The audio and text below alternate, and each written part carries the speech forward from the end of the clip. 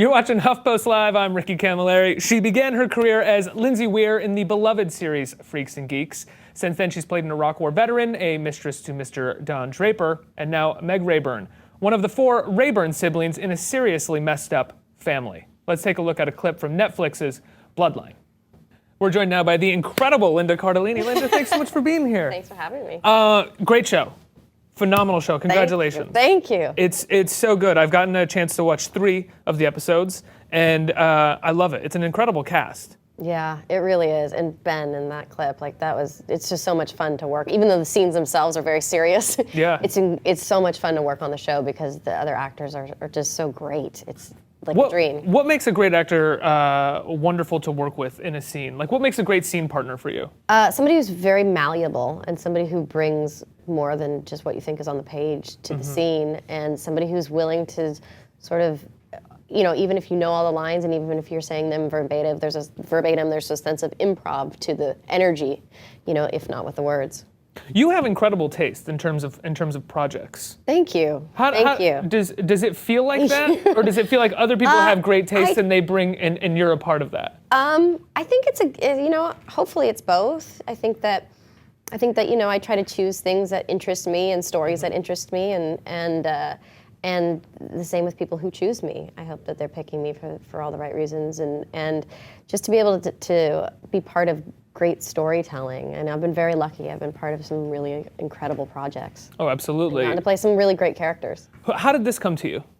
I had been called for a meeting with the creators, and had anyone else been cast yet? Yes. Kyle and Ben was about to be solidified. Yeah. I mean, how do you say no to that? Yeah. So and then when I realized that I had a meeting with them, I watched Damages on Netflix, and I completely binge watched the whole thing, and I loved how they wrote Glenn Close's character and Rose Byrne's character. I thought they just had evolved so much from season 1 to season, I think it's 5 or 6, and I really liked what they did, and I was excited to see them do it again in a different way and with Netflix. Well, Damages is such an interesting show for them to have come from, because it is in many ways, it's FX, so it's a bit, I don't want to say it's quicker, but it's definitely more of a soap opera, right? It's moving really fast. It does, it moves fast. It has a different pace. Our show has a unique pace. It's a slow burn in a great way. I hope that doesn't sound like an undersell. Like, it's in a great way. It's a slow burn. No, I think either you love that or you don't. And I think the slow burn of it is part of it. I think they also, part of the thing that was exciting to me was they were playing with the genre, which was this thing that seems like a family drama with this cast of people that can sort of unfold each character in the family, and to take that and turn it into a thriller. So what you think you're watching is a drama, and then it turns into a thriller. And I think they also did the same thing with the pacing. The pacing changes as the show changes, and I found that really interesting. Now, your character is a bit of a philanderer, right? Yeah. Sort of like your Mad Men character. Right. It seems like complexity for television shows. Complexity means philanderer so often. Sometimes, but I do think that's something that people deal with that is complex. I think commitment is complex for people. I think human relationships are complex. I think love is complex, and I think that for me, it was when I finally got to read the first script, because we didn't get it right away. We all signed on without ever seeing a script. Really? Yeah, and to see that's how I was introduced. So you get an outline, or do you get? We get really long meetings and pitches with the creators and the writers and producers. We just talked about everything. And had they not written a script yet, or they just weren't showing it to anybody yet? They were, I think all along they were writing, and they were, waiting to show it. Now, were you a fan of like Friday Night Lights, going into working with Kyle Chandler? Seen it. No, I haven't seen it. What? No, I know. That's wild. I know. But you were a fan of Kyle Chandler from I think he's amazing in Wolf of Wall Street. And just all along his career, I think he has such a wonderful quality about him. It's sort of like old movie star-ish. And it has like a gravity to it and an honesty and a humanity to it that I really admire. And Ben, you were a fan of from Animal Kingdom, we were saying. Animal Kingdom and other things, yeah. And I think that he's an incredibly complex and amazing actor. And then working with him is just like, it's a joy. How often do you find yourselves getting to perform alongside people that you are a fan of? It happens more and more for me, and I'm so lucky. I'm really so lucky. You look at Sam Shepard. I don't know anybody who came to the show. I can't believe I forgot to say that. Who hadn't done one of his plays. And Sissy Spacek, I have admired her work for as long as I can remember, and to sit there and see those people as my parents. And then you have somebody like Norbert who's won Tonys, and you have, Jacinda, and everybody is so different in the cast, but they're all just so good at what they do, and to work beside them is a joy. There's no way I could ever work beside Sissy Spacek on a daily basis and not numerous times just like, do you remember that scene in Badlands, Sissy? You were so amazing in that. Oh God, what a gift, and what an extraordinary human being as well. Absolutely. So you do forget, because she's so down to earth, and she's just such a wonderful, gorgeous person. But she is such a unique and amazing talent. I want to bring up a video comment right now from one of your fans. This is from Michelle. Yeah. Uh-oh, here we go. This is from Michelle Willens. Let's take a look. Hello, I'm Michelle Willens. Yeah, uh-oh. I guess you're my new idol because you have worked with two of the most attractive males I can think of, Kyle Chandler and John Hamm. And I wondered if you would compare the two for me in terms of what they were like to work with. Thank you. Cut. They're great. Both of them are great and extraordinarily talented. And I think, John Hamm, he plays sort of that handsome, like we were just talking about, old-timey, like Hollywood feel, and that's the same thing Kyle kind of has. And I think they're both really intelligent, But isn't charismatic. John super goofy too? Yeah, funny. They're both funny. Yeah. They're both really funny, and extraordinary talents. I'm so lucky. Did you ever feel nervous when you were jumping in because you came in like the 5th season, right? 6th season Yeah. of Mad Men? Yeah. So were you nervous coming into it? Because they're known as like a pretty tight family unit there. I didn't know enough to be nervous about that. I didn't know much about my role, so the whole time I was sort of excited and nervous to figure out what that would be. And then when I read that last script, the finale for me in that season, it was Left in the hotel when you're left in the hotel room, right? no. excuse me. When his daughter, Right. yeah, finds us. Spoiler alert. I think it's okay at this But point. that to me was just like, oh my God, all of those episodes. At the same time, I was thinking, oh, this is so horrible, and at the same time, this is so delicious as an actress. Which script was more interesting to you when it came to Mad Men? Was it the one where you were being spotted by Sally, or the one where you were sort of left in this hotel room for this strange power dynamic that Don was trying to create with you? Oh, they were both great. And I didn't know the end when I was doing the middle. So each one, I was more and more excited about who she was and what she meant to his arc. Right. Someone was just telling me that I had to fix my shirt. Sorry. Oh, yeah. Was I showing you anything? Was I showing you anything? No, not there? yet. Would I have like buttons open? What was going on, guys? Let me know. Come on. Help me out here. So let's talk Let it about. all hang out. All right, fine. Let's go.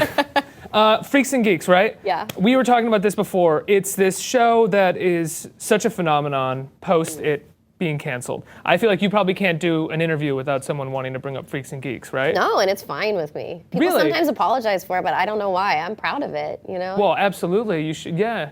I loved the show. I continue to love it. Like, I feel so lucky. It's one of, how can you not be proud of that show? It's one of the few shows that I find makes me weepy. Really? Well, I was in a coffee shop this morning and Styx's "Come Sail Away" was playing. Yeah, and I immediately thought of that ending with Ben Foster, right? Yeah. And I got teary-eyed, like thinking about it. It's such a beautiful moment. It is. It was such a beautiful script too, and then being part of it, it just was unlike anything at the time that I was reading. And I remember that I was up for 2 other projects that never actually ended up making it, but that the networks were championing over this kind of, it was an in-house, as they say. And I got a call from an executive saying, if you were smart, you would be putting yourself out first for these other things, because once you sign a test deal, that's your show. If you if you get the part. And I said, I don't want to do anything until I test for Freaks and Geeks, and if I don't get that, then maybe something else. And I got phone calls telling me I was wrong, and turns out I was right. Well, what did you know about Freaks? Was it just the script? It was You're just like, the this is a great script. script. It was just the script, yeah. So it was just at 25, you sort of had already like the kind of the taste. I was younger than that. Oh, you were I was maybe 23, turning 24, but playing very young, and I had been playing very young for a while. But no, I just knew what I liked to read.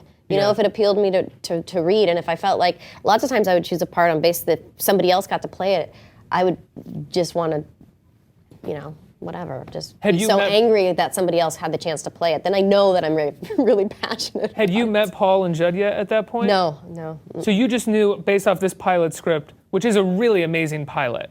I went back and rewatched that recently. It's an incredible pilot, one of the best I've ever seen.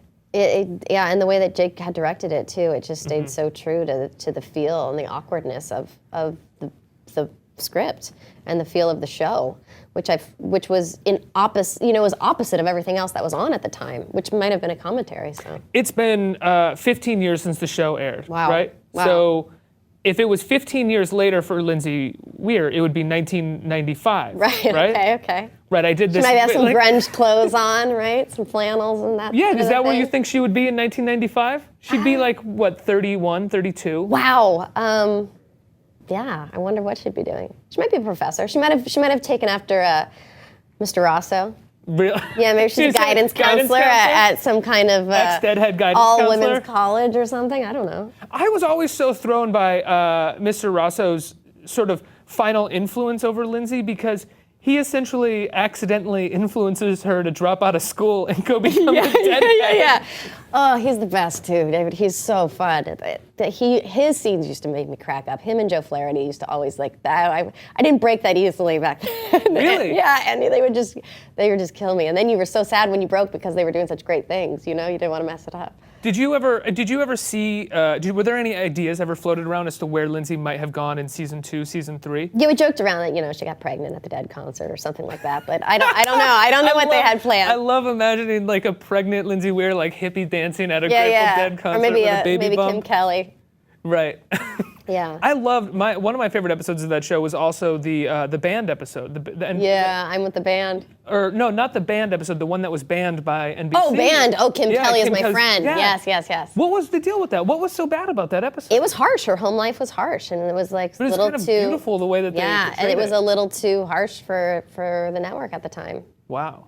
Yeah. And now you don't have to deal with any of that with Netflix. Nothing's gonna get. No, nothing's too harsh. Oh, you know what? Like the harsher the better. Yeah, the harsher that the better. home life that we were seeing in Bloodline, pretty harsh.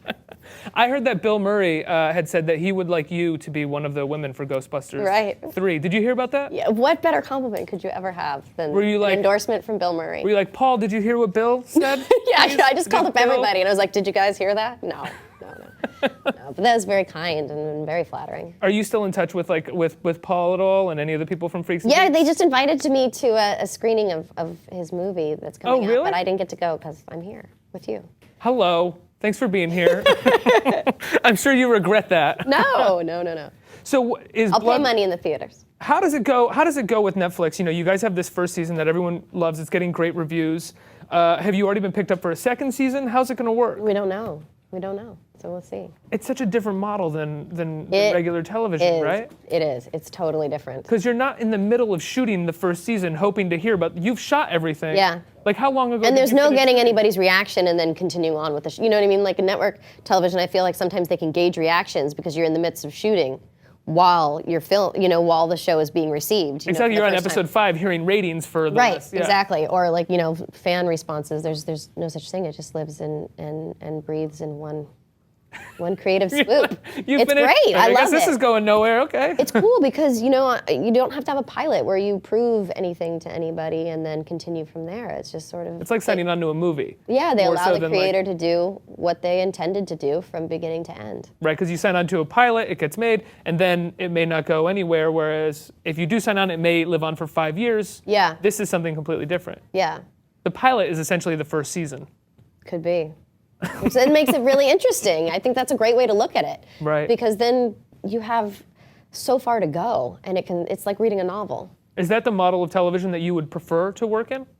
I like it. Whatever it is, whatever we were able to do, I really like it. And I love watching television the way it is now. I really love binge watching stuff. I love Netflix. I love the idea that these creators and these storytellers are coming to the smaller screen. I have to wrap, but I want to know what's the last thing you binge watched? The last thing I binge watched was Kimmy Schmidt. Kimmy Schmidt, great show. Linda, thanks so much for Pinot being Noir, mid-sized car. here. Thanks so much. Been a pleasure talking to you. Guys, be sure to check out Bloodline. It is on Netflix. It's a great show. It's really dark, really fun, really, really good show. Linda, thanks so much. Thank you. Stick around. We got a lot more coming up here at HuffPost Live.